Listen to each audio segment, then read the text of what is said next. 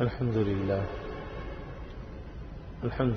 نحمده ونستعينه ونستغفره ونؤمن به ونتوكل عليه ونعوذ بالله من شرور أنفسنا ومن سيئات أعمالنا من يهده الله فلا مضل له ومن يضلل فلا هادي له وأشهد أن لا إله إلا الله وحده لا شريك له وأشهد أن سيدنا وسندنا ونبينا ومولانا محمدا عبده ورسوله صلى الله تعالى عليه وعلى آله وأصحابه وبارك وسلم تسليما كثيرا. أما بعد فأعوذ بالله من الشيطان الرجيم. بسم الله الرحمن الرحيم. ويل للمطففين الذين إذا اكتالوا على الناس يستوفون وإذا كالوهم أو وزنوهم يخسرون ألا يظن أولئك أنهم مبعوثون ليوم عظيم يوم يقوم الناس لرب العالمين. صدق اللہ العظیم. حاضرین محترم، قرآن مجید کی چند آیات ہیں جن کی میں نے اس وقت تلاوت کی ہے. دعا فرمائیے اللہ تعالیٰ بات کو صحیح طریقے پر کہنے کی، سننے کی، سمجھنے کی اور اس پر عمل کرنے کی ہمیں توفیق عطا فرمائے.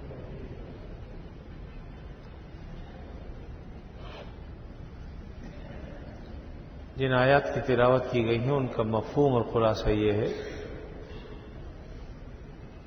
کہ جو لوگ ناپ تول میں کمی کرتے ہیں، کم دیتے ہیں، کم تولتے ہیں، کم ناپتے ہیں، ان کے لیے ہلاکت ہے، دردناک عذاب ہے، ان پر افسوس ہے.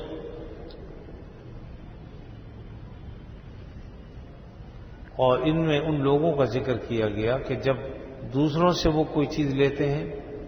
تو پورا پورا لیتے ہیں، لیکن جب دینے کی نوبت آتی ہے اس میں ڈنڈی مارتے ہیں، کمی کرتے ہیں، کوتاہی کرتے ہیں. تو اللہ تعالیٰ نے ان آیات میں یہ بات بیان کی ہے کہ ایک تو ایسے لوگوں کے لیے دردناک عذاب ہے، ایسے لوگوں پر افسوس ہے. اور ساتھ میں اس بات کی بھی تنبیہ فرمائی کیا انہیں یہ بات معلوم نہیں ہے کہ ایک دن اللہ تعالیٰ کی طرف وہ جائیں گے، یعنی وہ اٹھائے جائیں گے، مرنے کے بعد دوبارہ زندہ کیے جائیں گے اور پھر اللہ تعالیٰ ان سے باز پرس کریں گے. اصل میں بات یہ ہے کہ گناہوں سے جو چیز روکنے والی ہے وہ صرف اور صرف اللہ کا خوف ہے. اگر اللہ تعالیٰ کا خوف دل میں نہ ہو تو آپ جتنی چاہے فورسز لگا دیں، جتنی چاہے پولیس لگا دیں، فوج لگا دیں، وقتی طور پر تو وہ اس برائی سے رک جائے گا، لیکن برائی کی نفرت دل میں بیٹھ جائے اور برائی کرنے سے وہ باز آ جائے، گناہ سے بچ جائے، گناہ نہ کرے. واحد ایک چیز ایسی ہے کہ جو اللہ تعالیٰ کا خوف دل میں رکھتا ہے. یقیناً اللہ کا خوف ایسی چیز ہے جو انسان کو گناہوں سے بچا سکتا ہے. اگر اللہ کا دل میں خوف نہیں ہے تو لوگوں کے سامنے تو ممکن ہے وہ کچھ دیر کے لیے صحیح ہو جائے، لیکن جیسے ہی لوگ جائیں گے وہ پھر اپنا کام کرے گا. لیکن اللہ رب العزت کا خوف ایسی چیز ہے کہ انسان کو چاہے وہ تنہائی میں ہو، چاہے وہ لوگوں کے سامنے ہو، کوئی بھی نہ ہو اس کے سامنے، لیکن اللہ کا خوف ایسی چیز ہے جو اس کو گناہوں سے بچائے، کیونکہ اس کے دل میں یہ بات بیٹھی ہے کہ اللہ تعالیٰ مجھے دیکھ رہا ہے اور میرے ہر عمل سے واقف ہے. میں جو کمی کروں گا، کوتاہی کروں گا، لینے میں، دینے میں، جو معاملہ بھی ہے، اگر اس میں کوتاہی کروں گا، کمی کروں گا، اللہ تعالیٰ اس کمی کوتاہی سے واقف ہے. تو یہ اللہ تعالیٰ کا خوف ہی ہے انسان کو جو گناہوں سے بچاتا ہے، ورنہ اور کوئی ایسی چیز نہیں ہے جس سے انسان گناہوں سے رک سکے. تو ان آیات مبارکہ میں ایک تو اللہ رب العزت نے تطفیف سے منع کیا. تطفیف صرف ناپ تول ہی میں نہیں ہوتی، یعنی عام طور پر تو یہاں جو بیان کیا گیا ہے بظاہر اس میں یہ ہے کہ ناپ تول میں جو لوگ کمی کرتے ہیں، لیکن اس کا ایک بڑا وسیع مفہوم ہے. تطفیف اعمال میں بھی ہوتی ہے کہ آدمی نماز صحیح نہ پڑھے، روزہ صحیح طریقے سے نہ رکھے، زکوٰۃ صحیح طریقے پر ادا نہ کرے، مزدور کو مزدوری صحیح طریقے پر نہ دے، یہ سب تطفیف کہلاتی ہے۔ حتیٰ کہ اگر کہیں ملازم ہے تو اپنی ملازمت کو صحیح اوقات کے ساتھ اور صحیح اعمال کے ساتھ اگر وہ ملازمت نہیں کر رہا تو یہ بھی تطفیف میں داخل۔ اوقات پورے نہیں دیتا، وقت 8 بجے کا ہے 8:30 پہنچ رہا ہے، 5 بجے چھٹی کا ٹائم ہے 4:30 بجے نکل جاتا ہے، جو آدھے گھنٹے یہاں سے آدھے گھنٹہ وہاں سے، اور پھر بیچ میں جو اوقات کار ہیں ان کو ہم اپنے ذاتی کاموں میں استعمال کریں۔ کوئی مہمان آ گیا اس سے گپ شپ کر رہے ہیں، لوگ کھڑے ہوئے ہیں کام کے لیے، ہم اپنے مہمانوں سے بات چیت کر رہے ہیں، یہ سب تطفیف میں داخل۔ سب کے لیے حدیث میں آتا ہے کہ ہلاکت ہے جو ان تمام کاموں میں تطفیف کرتے ہیں، یعنی کمی بیشی کرتے ہیں۔ اب آپ سوچئے کہ آج کون ہے، اگر ہم اس کے وسیع مفہوم کو لے لیں تو ہم میں سے کتنے لوگ ہیں جو بچیں گے؟ اس لیے اللہ رب العزت نے اس آیت میں تفصیل کے ساتھ بیان کر دیا، اور ساتھ میں اس دن سے کا خوف دلایا ہے، لیوم عظیم یوم یقوم الناس لرب العالمین، جس دن اللہ تعالیٰ اپنے سامنے لوگوں کو کھڑا کرے گا قیامت کے دن، اس دن بھی پتہ چل جائے گا۔ یعنی یہ ڈھیل دنیا میں تو دی جا سکتی ہے کہ آدمی جو کام کر رہا ہے ابھی اس کی پکڑ نہ ہو، کم ناپا، کم تولا، کم دیا، ملازمت کر رہا ہے تو اس میں ڈنڈی مار دی، اوقات میں ڈنڈی مار دی، یا اپنی اجرت سے زیادہ وصول کر لیا، تو دنیا میں تو ممکن ہے کہ پکڑ نہ ہو، لیکن ایک دن ایسا آنے والا ہے کہ اللہ رب العزت سے یہ کوئی چیز چھپی بھی نہیں ہوگی، اور اللہ تعالیٰ پھر ایک ایک منٹ کا حساب لے لیں گے، ایک ایک منٹ۔ وَمَا هَٰذِهِ الْحَيَاةُ الدُّنْيَا إِلَّا مَتَاعُ الْغُرُورِ، دنیا دھوکے کی زندگی ہے، بس ہم سمجھتے ہیں کہ یہیں رہنا ہے ہمیشہ، کبھی ہم نے پلٹ کر جانا نہیں، کسی کو ہم جواب دہی ہم کرنے والے نہیں، یا ہم سے کوئی باس پرس نہیں کرے گا۔ یاد رکھو میرے عزیزو، ایک ایک لمحہ ہمارا نوٹ کیا جا رہا ہے، لکھا جا رہا ہے، بلکہ اگر میں یہ کہوں اپنی زبان میں تاکہ بات سمجھ میں آ جائے کہ ہمارا ریکارڈ تیار کیا جا رہا ہے، اس کی آڈیو بھی تیار ہو رہی ہے، اس کی ویڈیو بھی تیار ہو رہی ہے۔ آج جب کوئی معاملہ ہوتا ہے، انٹرویو ہوتا ہے، ہم دیکھتے ہیں کہ 10 سال پہلے اگر کسی نے کوئی بات کہی تھی، فوراً کہتے ہیں کہ صاحب ان کو یہ بات یاد دلائیے 10 سال پہلے انہوں نے کیا کہا تھا، یا 5 سال پہلے انہوں نے کیا کہا تھا اور اب کیا کہہ رہے ہیں، تو فوراً سامنے اعمال آ جاتے ہیں کہ بھئی 10 سال پہلے میں نے یہ کہا تھا، اب میں یہ کہہ رہا ہوں، پکڑا جاتا ہے آدمی کہ جھوٹ بول رہا ہے۔ بات یہ کہ جس اللہ نے انسانوں کو یہ سمجھ دی ہے، عقل دی ہے، اور یہ آلے انہوں نے ایجاد کر لیے ہیں کہ انسان کی بات بھی ریکارڈ ہو جاتی ہے، انسان کی تصویر بھی ریکارڈ میں آ جاتی ہے، انسان کی ویڈیو تیار ہو جاتی ہے، کہ اللہ تعالیٰ کے لیے مشکل ہے؟ جس خدا نے یہ ساری چیزیں انسان کو دی ہیں، اسباب دیے ہیں، کیا وہ محتاج ہے کسی کا؟ اس نے تو کچھ کرنا نہیں، اس نے تو کن فیکون، بس اس کا تو کام یہ ہوتا ہے کن ہو جا، وہ ہو جاتی، اس کے لیے کچھ مشکل نہیں۔ اس لیے ہم بے خوفی کے ساتھ زندگی نہ گزاریں، کبھی کبھی سوچ بھی لیا کریں گے جو زندگی ہم گزار رہے ہیں، ہم نے کسی کو حساب بھی دینا ہے، اور جب ہم سوچیں گے میرے عزیزوں تو پھر فکر پیدا ہوگی، دل میں اللہ کا خوف آئے گا، ڈر آئے گا، اور ہم کوشش کریں گے تلافی کرنے کی۔ انسان ہے، خطا کا پتلا ہے، ہم میں سے کوئی شخص ایسا نہیں ہے جو یہ کہہ دے کہ صاحب مجھ سے غلطی نہیں ہوتی یا میں غلطی نہیں کر سکتا۔ ہر شخص سے غلطیاں ہوتی ہیں، ہر شخص خطا کا پتلا ہے، لیکن اللہ تعالیٰ نے ہمیں ابھی وقت دیا ہوا، جب تک ہماری آنکھیں بند نہیں ہوتی اور ہم کچھ کر سکتے ہیں، تو اگر کسی کے لیے نہ کر سکیں تو اپنے لیے تو کریں، اور اپنے لیے کرنا یہ ہے کہ ہم تلافی معافات کریں، اعمال میں کوتاہی ہے تو اس کو دور کرنے کی فکر کریں، اوقات میں کوتاہی ہے تو اس اوقات کی کوتاہیوں کو دور کرنے کی فکر کریں، لین دین میں اگر کمی کوتاہی ہے تو اس لین دین میں کمی کوتاہیوں کو ہم اس کے دور کرنے کی فکر کریں، کسی کا حق کھا لیا ہے تو حق ادا کرنے کی کوشش کریں، نہیں ادا کر سکتے تو اس سے معافی مانگ لیں۔ دنیا کی رسوائی عارضی ہے، آخرت کی رسوائی دائمی ہے، وہاں کی رسوائی سے اللہ بچائے۔ دنیا کی رسوائیوں سے بھی پناہ مانگنی چاہیے، اللہ یہاں کی رسوائی اور ذلتوں سے بھی بچائے، لیکن آخرت میں جب تمام قومیں سامنے ہوں گی، امتیں سامنے ہوں گی، انبیاء سامنے ہوں گے، سب سے بڑھ کر نبی کریم صلی اللہ علیہ وسلم سامنے ہوں گے، آپ کے سامنے جو ہماری ذلت اور رسوائی ہوگی اللہ تعالیٰ اس سے محفوظ فرمائے۔ تو دنیا میں میرے عزیزوں ابھی اللہ نے ہمیں وقت دیا ہوا ہے، سمجھانے والے سمجھا رہے ہیں، سننے والے سن رہے ہیں، اور بتانے والے بتا رہے ہیں، اللہ کا قرآن حدیث ہمارے سامنے ہے، ہم اگر چاہیں تو اپنے اوقات کو درست کر سکتے ہیں، اپنی تلافیوں کی کوتاہیاں جو ہے وہ ان کی تلافی کر سکتے ہیں، اس لیے ان چیزوں کی طرف توجہ دلائی جاتی ہے۔ فرمایا کہ ویل للمطففین، ہلاکت ہے ان لوگوں کے لیے جو کمی کرتے ہیں۔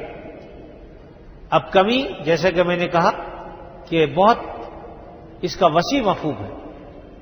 خالی ناپ تول میں کمی کا نہیں۔ دارالعلوم دیوبند میں حضرت مفتی شفیع صاحب رحمۃ اللہ علیہ فرماتے ہیں کہ اساتذہ کا یہ معاملہ تھا، چونکہ اللہ کا خوف دل میں تھا کہ جو اوقات ان کے ہوتے تھے تدریس کے، اپنے ان اوقات کو پورے طور پر وہ صرف کرتے تھے جن کاموں کے لیے ان کو وہ اس کی تنخواہ لیتے تھے اور جو ان کا وقت مقرر کیا گیا تھا، اور اگر دوران ڈیوٹی کوئی مہمان آ گیا جس سے ملنا ضروری ہے تو فرماتے تھے کہ اپنی گھڑی میں وقت دیکھ لیتے تھے کہ کس وقت میں کتنی دیر تک اس مہمان کے ساتھ مصروف رہا، پھر اس وقت کو لکھ لیا کرتے تھے۔ اب اگر مہینے میں کئی مرتبہ ایسا ہوا تو ان سارے اوقات کو جمع کر لیا، مثلا 1 گھنٹہ یا 2 گھنٹے یا 3 گھنٹے وہ مصروف رہے، اور انہوں نے جو مفوضہ امور تھے، کام تھے، ان کو انجام نہیں دیا بلکہ اپنے ذاتی کاموں میں لگے رہے اور اس میں گفتگو میں مصروف رہے کسی سے، تو جب مہینہ گزرتا تھا تو پورے مہینے کے ان اوقات کی ایک درخواست دی جاتی تھی کہ صاحب یہ 3 گھنٹے میں نے اپنے ذاتی اوقات میں لگائے، ان 3 گھنٹوں کی تنخواہ کاٹ لی جائے۔ آج آپ دیکھیں گے کہ ہم میں سے ہر شخص اپنے حقوق کے لیے تو لڑتا ہے،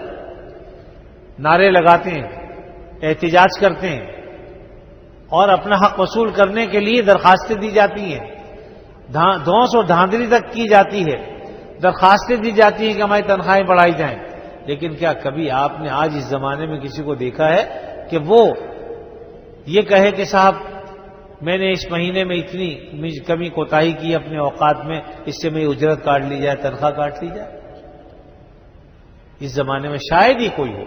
میں یہ بالکل نفی نہیں کرتا، ہیں اللہ کے بندے، چاہے ان کی تعداد آٹے میں نمک جیسی ہی کیوں نہ ہو، لیکن ہے بہت کم۔ اکثریت ان لوگوں کی ہے کہ جو ایسی درخواست کبھی نہیں دیتے، بلکہ ہمارے ایک دوست بھائی احمد اللہ صاحب، اللہ تعالیٰ ان کو غریق رحمت کرے، ہمیشہ ایک جملہ کہتے تھے کہ 9 بجے گھر سے اور 5 بجے گھر پہ،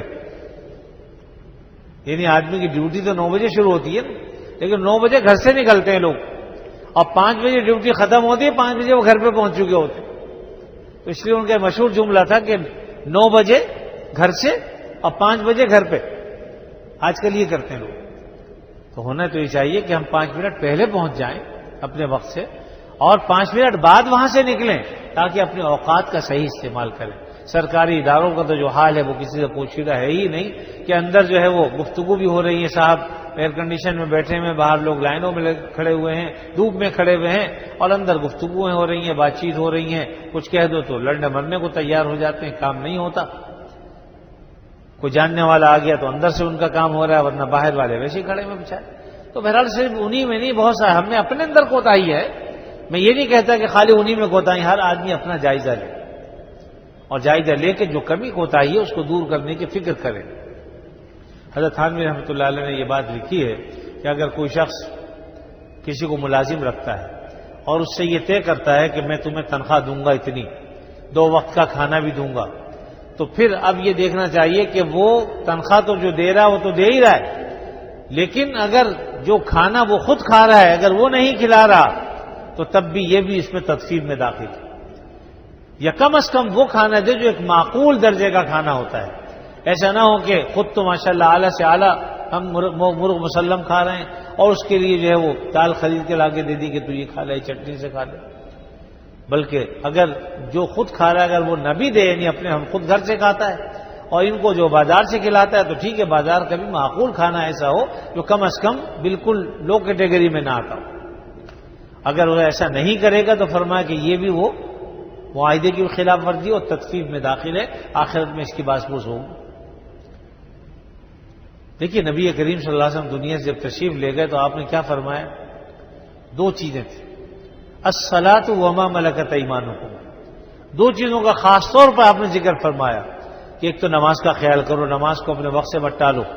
یعنی نماز میں کوتاہی مت کرو، اور وما ملکت ایمانکم، جو تمہارے ملازمین ہیں، اس زمانے میں غلام تھے تو غلام کا ترجمہ اس زمانے میں آج ملازم سے ہم کر سکتے ہیں کہ جو تمہارے زیر دست ہیں، جو ہاتھ کے نیچے ہیں، ماتحت ہیں، ان کا خیال کرو۔ الصلاۃ وما ملکت ایمانکم، آپ سوچئے وہ تو غلام تھے، آپ نے غلاموں کے حقوق بھی بیان فرمائے، تو ملازم تو کم سے کم یہ کہ غلام کا حق تو بہت زیادہ ہوتا ہے، کیونکہ اس میں کمی کوتاہی آدمی اس طرح کر سکتا ہے کہ اس کی ملکیت ہوتے ہیں، لیکن جو ملازم ہے یہ ملکیت نہیں ہوتے ہی، ان کے آپ خیال رکھنے کا جب آپ نے فرمایا ہے تو جو ملازم ہے ان کا حق تو اور زیادہ ہے۔ اس سے آپ اندازہ لگا لیجیے کہ آپ نے فرمایا کہ ایک نماز کا خیال رکھو، اور دوسرا وما ملکت ایمانکم، تمہارے ہاتھ جن کے مالک ہیں، یعنی جو ماتحت ہیں، تمہارے غلام ہیں، باندیاں ہیں، کنیزیں ہیں، ان کا خیال رکھو، یعنی ان کے حقوق پورے پورے ادا کرو۔ ہم ساری زندگی میں نے بعض لوگوں کو دیکھا ماشاءاللہ رمضان شریف آتے ہیں، دوسرے موقع آتے ہیں، زکوٰۃ دیتے ہیں، کوئی خیرات کرتا ہے، ساری دنیا میں بانٹتے پھرتے ہیں، لیکن اپنے ملازمین کی طرف توجہ ہی نہیں کرتے کہ بھئی جو ان کی کمپنی میں ہیں، بعض لوگ ایسے ہوتے ہیں جو بیچارے سفید پوش ہوتے ہیں لیکن وہ ضرورت مند ہوتے ہیں، ان کا اس تنخواہ میں گزارا نہیں ہوتا، تو کم از کم ہمیں ایسے لوگوں کا جائزہ لینا چاہیے، اپنے عزیزوں میں دیکھنا چاہیے کہ عزیز اقارب میں، رشتہ داروں میں ایسے تو نہیں ہیں کہ جو ضرورت مند ہیں لیکن زبان سے نہیں کہتے وہ بیچارے، یا ان کو شرم آتی ہے کہتے ہوئے، تو ہمیں از خود ان کا خیال رکھنا چاہیے کہ ان کی ضرورت کسی طریقے سے پورا کر دیں۔ تو کم از کم جب ایسے موقع آئیں تو رمضان شریف کا مہینہ آیا تو راشن ڈلوا دیا، اسی طریقے سے عید کا موقع آ گیا تو اس سے پہلے کچھ عیدی کے نام پر دے دیا کہ لو بھائی تم یہ ہماری طرف سے عیدی قبول کر لو، تحفتاً لے لو، بقرعید کا زمانہ آ گیا، اسی طریقے سے ان کی ضرورتوں کا خیال کسی نہ کسی بہانے سے آدمی ان کی ضرورت پوری کرتا رہے، یعنی آدمی اس طریقے سے تو نہ کرے کہ جس سے وہ اپنے آپ کو کمتر محسوس کریں، ایسا طریقہ اختیار کر لو کہ جس سے انہیں احساس محرومی نہ ہو بلکہ وہ آپ کو اپنا خیر خواہ اور ہمدرد سمجھے کہ ہمارا خیال رکھنے والے ہیں، یعنی آپ کے لیے ان کے دل میں محبت پیدا ہو، تو تذلیل کے ساتھ نہیں بلکہ انتہائی محبت کے ساتھ، خاموشی کے ساتھ ان کی مدد جو بھی ہم کر سکتے ہیں کریں۔ جس کا جو حق ہے اگر ہم وہ حق ادا نہیں کرتے یہ بھی تطفیف میں داخل ہے، یاد رکھیے، ملازم کا ہم حق ادا نہیں کر رہے، کام زیادہ لیتے ہیں، اجرت کم دیتے ہیں، یہ بھی تطفیف میں داخل ہے، اور جو ملازم تنخواہ پوری لے رہا ہے کام نہیں کر رہا یہ بھی تطفیف میں داخل ہے۔ تو شریعت نے دونوں طرف کی بات کہی ہے، مالک وہ بھی سمجھے کہ بھی میں اس کو کتنی مزدوری دوں جس سے اس کا گھر چل سکے، اسے پریشانی نہ ہو، اور اسی طریقے سے جو مزدور ہے وہ بھی سمجھے کہ جس مالک کے میں کام کر رہا ہوں اس میں کوتاہی نہ کروں۔ آج اس میں بھی ڈنڈی مارتے ہیں، آ جاتے ہیں اس کے بعد مزدوری پوری لے رہے ہیں 1200 1500 2000 روپے، لیکن اس میں کام ایسا کر رہے ہیں کہ ایک دن کا کام ہے تو 4 دن لگا رہے، یہ تطفیف میں داخل ہے سب۔ تو اس سے میرے عزیز ہو، ہمیں چاہیے کہ ہم ان تمام چیزوں کو جو ہے سوچیں، کہیں ہم سے کوتاہی تو نہیں ہو رہی عمل میں، اعمال میں، یا کسی کے حقوق کی ادائیگی میں، لین دین میں، ناپ تول میں، اور کتنی چیزیں ہم ملاوٹ کر رہے ہیں۔ یہ ملاوٹ کیا ہے؟ یہ بھی تو تطفیف ہے۔ ایک آدمی سے پیسے ہم پورے لے رہے ہیں، 1 روپے ایک چیز کے لے رہے ہیں، لیکن اس کو چیز ہم بارانے کی دے رہے ہیں، یہ تطفیف میں داخل ہے۔ من غش فلیس منا، حضور نے فرمایا جو ملاوٹ کرتا وہ ہم میں سے نہیں۔ خالص دودھ کے پیسے لے رہے ہیں اور ملاوٹ والا دودھ دے رہے ہیں، اور اب تو اس سے بڑھ کر ظلم کی انتہا ہے۔ جو دودھ ہمیں مل رہا ہے خالص بھی تو ہمیں نہیں پتا کہ اس کو بھینسوں کو ایسے ٹیکے لگائے جاتے ہیں کہ جس سے وہ دودھ زیادہ دیں، تو وہ اپنی جگہ خود ایک جو پریشانی اور بیماریوں کا سبب۔ پھر اسی طریقے سے بعض لوگ پہلے چلو پانی ملاتے تھے، اب پانی سے بڑھ کر دودھ ہی ایسا بنایا جا رہا ہے جو کیمیکل سے بن رہا ہے، 1 لیٹر کا 20 لیٹر بنا دیتے ہیں، کیا کچھ نہیں ہو رہا ہے، یہ سب مسلمان کر رہے ہیں۔ بھائی کافر کر رہے ہیں تو انہیں تو زیب دیتا تھا یہ کہ وہ کرے، لیکن وہ نہیں کرتے عام طور پر، لیکن ہم جو کچھ کر رہے ہیں وہ کسی سے پوشیدہ نہیں۔ نبی کریم صلی اللہ علیہ وسلم کی تعلیم تو یہی، من غش فلیس منا، امانت میں خیانت نہ کرو، وہ ہم میں سے نہیں جو امانت میں خیانت کرے۔ بلکہ منافقین کی علامتوں میں سے ایک علامت یہ ہے کہ اذا اؤتمن خان، جب اس کے بعد امانت رکھوائی جائے خیانت کرے۔ جو چیز جس نے جیسی دی ہے اسی طریقے سے واپس کرنی چاہیے۔ دیکھیے صحابہ کرام سے اتنا تو ہے کہ بعض صحابہ کرام کے بعض لوگ پیسے رکھواتے تھے تو وہ ان سے اجازت لے لیتے تھے کہ دیکھو بھائی میرے پاس رکھنے وکھنے کی گنجائش نہیں ہے، تم مجھے استعمال کی اجازت دے دو کہ میں استعمال کروں گا اس کو، البتہ جب تم مانگو گے تو 2-4 دن پہلے مانگ لینا تاکہ میں انتظام کر کے تمہیں دے دوں۔ تو یہ آج بھی کیا جا سکتا ہے کہ آدمی کوئی اگر آپ کے پاس پیسے رکھوا رہا ہے اور آپ سمجھتے ہیں کہ میرے پاس یہ پیسے رہیں گے نہیں، تو اس سے آپ پہلے سے کہہ دو کہ تم میرے پاس رکھوا رہے ہو، میں اپنے استعمال میں لاؤں گا اسے، تمہیں جب ضرورت ہو مجھے تم 15 دن پہلے، مہینہ پہلے بتا دینا، انشاءاللہ تمہیں تمہاری امانت مل جائے گی۔ تو اگر اجازت لے لیے پھر تو ٹھیک ہے، لیکن اگر اجازت نہیں لی اس کے بغیر ہم استعمال کر رہے ہیں، سارے معاملات کو ہم دیکھیں، گھروں کے اندر کسی کے کھانے کا برتن آ گیا، اس نے بیچارے نے بریانی پلاؤ کوئی چیز بھیج دی، اب آپ نے پتہ چلا اسی میں کھانا کھانا شروع کر دیا۔ بعض اوقات برتن چھوڑ کے چلے گئے بچے کہ بعد میں لے جانا، یا گھر والے کہتے ہیں کہ بعد میں لے جانا بھائی، اب بعد میں بیچارہ 1 مہینے تک لے نہیں ہے، پتہ اسی میں کھانا کھا رہے ہیں، کھانا اس سے یہاں سے وہاں بھیج رہے ہیں، وہاں سے کہیں اور بھیج رہے ہیں، کوئی مہمان آ گیا تو اسی میں کھانا بھی کھلا رہے ہیں، یہ سب ناجائز ہے۔ ان چیزوں کو ہم ناجائز ہی نہیں سمجھتے، گناہ ہی نہیں سمجھتے، تطفیف ہی نہیں سمجھتے، یہ کمی کوتاہی ہے۔ دوسرے کی چیز کو بلا ضرورت، اور بلا ضرورت کہہ رہا ہوں بغیر اس کی اجازت کے استعمال کرنا جائز نہیں، اس لیے میرے عزیز ان تمام امور کا ہمیں خیال رکھنا چاہیے۔ بعض چیزیں بہت چھوٹی چھوٹی سی ہیں، ہم نے اس کو دین سے خارج سمجھ رکھا ہے، ہم نے سمجھا صرف نماز، روزہ، زکوٰۃ، حج، اس کا نام تو دین ہے، باقی سب چیزیں ایسی ہیں جو مرضی کرو، کسی سے چاہو جھوٹ بولو، کسی کو چاہو دھوکہ دو۔ آج بات چیت کرتے ہیں، بعد میں کہتے ہیں جی میں تو مذاق کر رہا تھا، مذاق کرنے میں بھی جھوٹ بولنا جائز نہیں، مذاق میں بھی یاد رکھیے آپ صلی اللہ علیہ وسلم نے مذاق فرمایا ہے، لیکن آپ نے وہ مذاق فرمایا ہے جس میں جھوٹ کا عنصر بھی داخل نہیں۔ آپ نے بارہا یہ باتیں سنی ہیں، لیکن ایک مثال کے طور پہ سمجھا دوں کہ ایک شخص آیا اور کہا کہ یا رسول اللہ صلی اللہ علیہ وسلم مجھے ایک اونٹ دے دیجئے تاکہ میں اس پر سفر کر سکوں بیٹھ کر اور اپنا سامان اس پر لاد سکوں، ضرورت مند ہوں۔ آپ نے فرمایا کہ ہم تمہیں اونٹ کا بچہ دیں گے۔ اس نے کہا یا رسول اللہ میں اونٹ کا بچہ لے کے کیا کروں گا؟ فرمایا کہ جو ہم اونٹ دیں گے وہ بھی تو کسی اونٹنی کا بچہ ہی ہوگا نا بھائی، اگر وہ جوان بھی ہوا تو کیا وہ کسی اونٹنی کا بچہ نہیں؟ تو دیکھیے اس میں جھوٹ کا کوئی ذرہ برابر بھی شامل نہیں، لیکن مزاح کا ایک عمدہ شامل تھا۔ آپ نے فرمایا کہ ہم تمہیں اونٹنی کا بچہ دیں گے، تو یقیناً وہ کسی اونٹنی کا بچہ ہی ہوگا، اگرچہ وہ جوانی کیوں نہ ہو۔ تو اس لیے آپ نے اس طرح کا تو مزاح فرمایا۔ جب بوڑھی عورت آئی اور اس نے جنت کے لیے آپ نے فرمایا کہ بوڑھی عورت جنت میں نہیں جائے گی، تو رونے لگی کہ میں بوڑھی عورت ہوں جنت میں نہیں جاؤں گی۔ آپ نے فرمایا کہ اس حال میں نہیں جائے گی کہ وہ بوڑھی ہو، اللہ تعالیٰ اس کو جوان کریں گے پھر جائے گی، بڑھاپے کے ساتھ جنت میں نہیں جائے گی، بلکہ اللہ تعالیٰ اسے جوان کر دیں گے پھر جائے گی۔ تو اس طرح کے معاملات آپ صلی اللہ علیہ وسلم نے فرمائے کہ دوسروں کا دل بھی خوش ہو گیا، لیکن آپ نے جھوٹ کا عنصر بھی اس میں کوئی شامل نہیں تھا، کوئی جز بھی ایسا نہیں تھا۔ اس طرح کا اگر کوئی مذاق کرے تو کوئی حرج کی بات نہیں، لیکن ہم تو صراحتاً جھوٹ بولتے ہیں اور صراحتاً جھوٹ بول کے کہتے صاحب میں تو مذاق کر رہا تھا۔ تو یاد رکھیے کہ مذاق میں بھی جھوٹ بولنا جائز نہیں ہے، جیسا کہ نبی کریم صلی اللہ علیہ وسلم کے سامنے ایک عورت نے اپنے بچے کو بلایا اور بچے کو بلانے کے لیے کچھ اس نے ہاتھ میں کہا کہ ادھر آؤ میں تمہیں چیز دوں گی۔ آپ نے فرمایا کہ تمہارا کیا ارادہ تھا اس بچے کو؟ کہا کہ میرے پاس کھجور ہے یا کوئی چیز تھی کہ میرا ارادہ یہ تھا اگر یہ آئے گا تو میں اسے یہ دے دوں گی۔ فرمایا کہ اگر تم ایسا نہ کرتی تو یہ بھی جھوٹ ہوتا اور تم پر گناہ لکھا جاتا، یعنی اگر تمہارا ارادہ نہیں ہوتا۔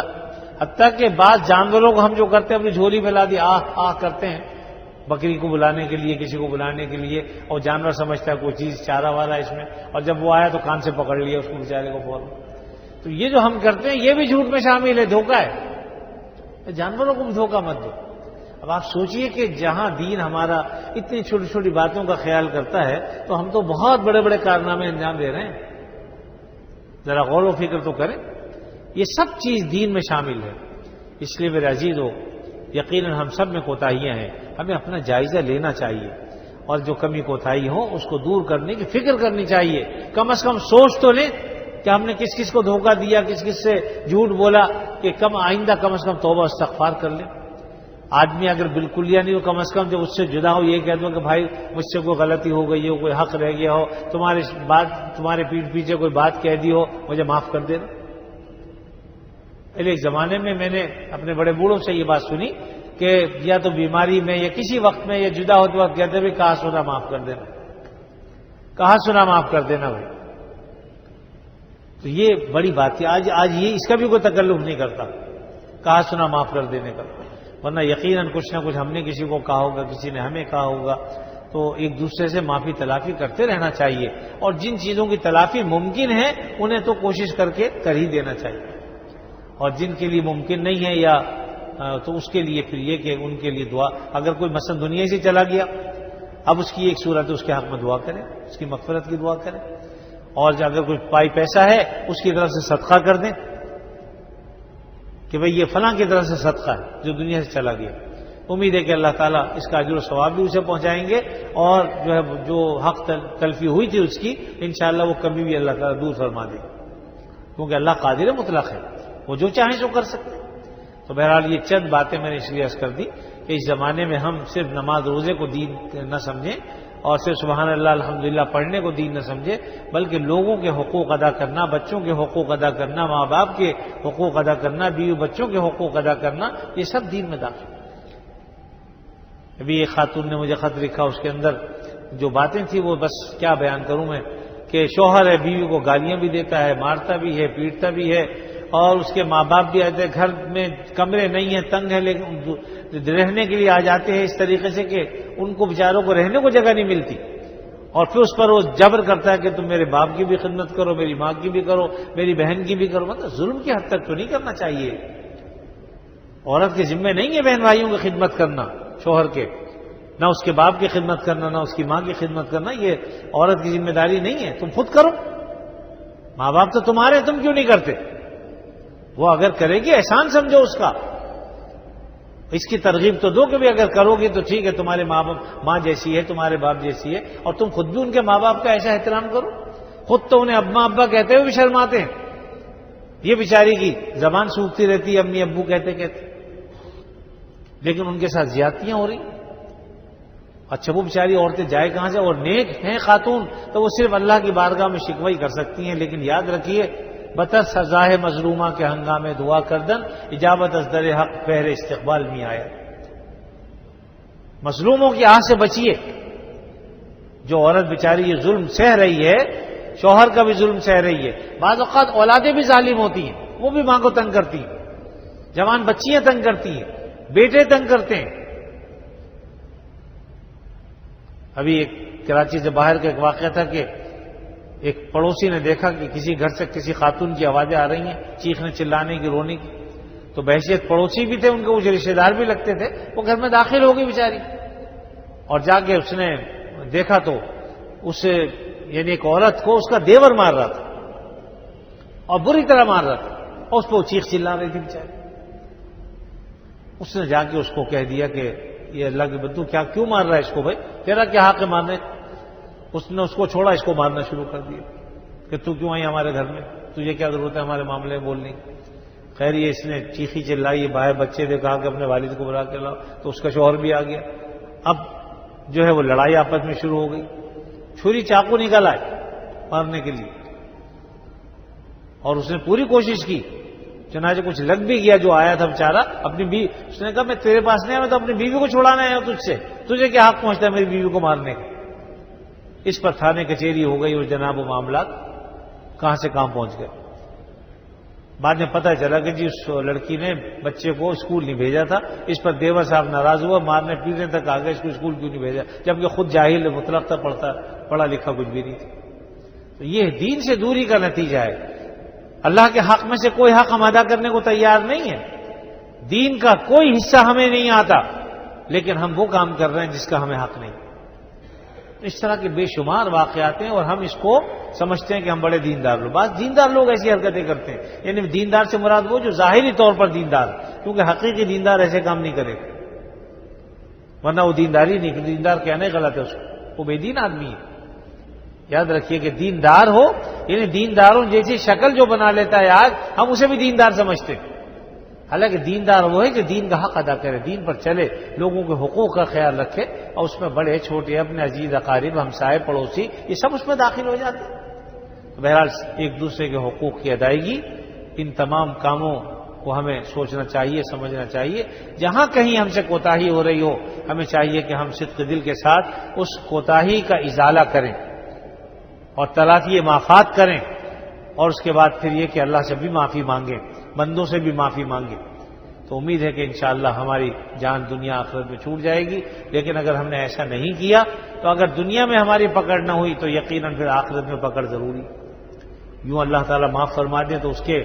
کام میں کوئی دخل نہیں دے سکتا، لیکن بہرحال جو قاعدہ قانون اور ضابطہ ہے وہ یہی ہے. اللہ تعالیٰ اپنے فضل و کرم سے ہمیں بات کو سمجھنے کی اور سمجھ کر عمل کرنے کی توفیق عطا فرمائے اور اپنی مرضیات پر چلنے کی توفیق دے. وآخر دعوانا ان الحمدللہ رب العالمین. الحمدللہ رب العالمین والعاقبۃ للمتقین والصلاة والسلام علی رسولہ الکریم سیدنا ومولانا محمد وعلی آلہ واصحابہ اجمعین. یا اللہ اپنے فضل خاص سے ہمارے گناہوں کو معاف فرما، ہمیں عافیت نصیب فرما، ہر شر سے فتنے سے اللہ ہماری حفاظت فرما، ہمارے بیماروں کو شفا عطا فرما، جو مقروض ہیں ان کے قرضوں کو ادا فرما، جو پریشان حال ہیں ان کی پریشانیوں کو دور فرما. یا اللہ اپنے فضل و کرم سے ہمارے بیماروں کو شفا عطا فرما. ہماری مسجد کے ایک ساتھی مصطفیٰ سایہ کے نام سے تھے، اور وہ بیمار ہیں، پھیپھڑے خراب ہو گئے تھے، نتیجتاً ہسپتال میں داخل ہوئے، اور اس کے بعد پھر دل کا مسئلہ ہو گیا. دل ٹھیک ہو گیا تو دماغ کا مسئلہ ہو گیا، جس کے نتیجے میں وینٹیلیٹر پہ ہیں اور 3-4 دن ہو گئے، بظاہر کوئی ہوش آواز نہیں ہے. ان کے لیے دعا فرمائیے اللہ تعالیٰ اپنے فضل و کرم سے انہیں صحت عطا فرما دے، انہیں شفا عطا فرما دے. ان کی گھر والی پریشان ہیں، بچے پریشان ہیں، اللہ تعالیٰ ان کی پریشانیاں دور فرما دے، ان کے سارے مصائب دور فرما کر اللہ تعالیٰ راحت عطا فرما دے اور انہیں شفا کامل عاجل عطا فرما.